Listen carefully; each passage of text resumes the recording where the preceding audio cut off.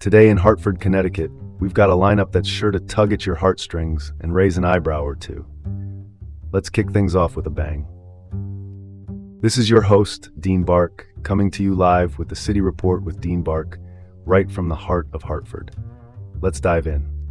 All right, first up, we have a truly tragic story unfolding in Hartford. A devastating two-alarm fire on Fenwick Street resulted in one person losing their life and injuries to several others. The fire started in a multi-family home and quickly spread to a neighboring house, striking around 1:48 p.m. Firefighters, those everyday heroes, rushed to the scene. They rescued a man in cardiac arrest from the third floor. Tragically, he later succumbed to his injuries. 4 other individuals were hospitalized, and a firefighter suffered minor burns. Now let's talk about the aftermath. 5 families, a total of 19 people, were displaced. But you know what? The Red Cross has stepped in, offering assistance, community at its finest. The cause of this inferno? It's under investigation. However, quick strategic decisions in battling the blaze likely prevented further tragedy. Home fires shake communities, but support makes a difference.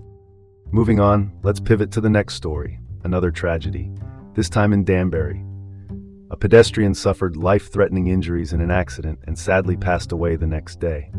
This happened around 6:40 p.m. at a known intersection where the pedestrian was found severely injured.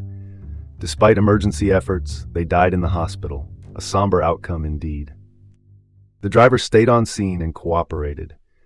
Now that's the headline, cooperation. The area was shut for investigation, highlighting the ongoing need for better pedestrian safety measures.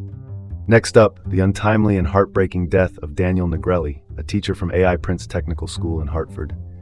A skiing accident in Utah claimed his life. Daniel, unfortunately, collided with a tree at Solitude Mountain Resort. Despite wearing safety gear, including a helmet, he was unresponsive, and efforts to save him were in vain. His loss leaves a void in the school community. They've brought in grief counselors to help students and staff cope with this unexpected tragedy. A beloved figure is lost. Shifting gears to a late-night brawl in Willimantic.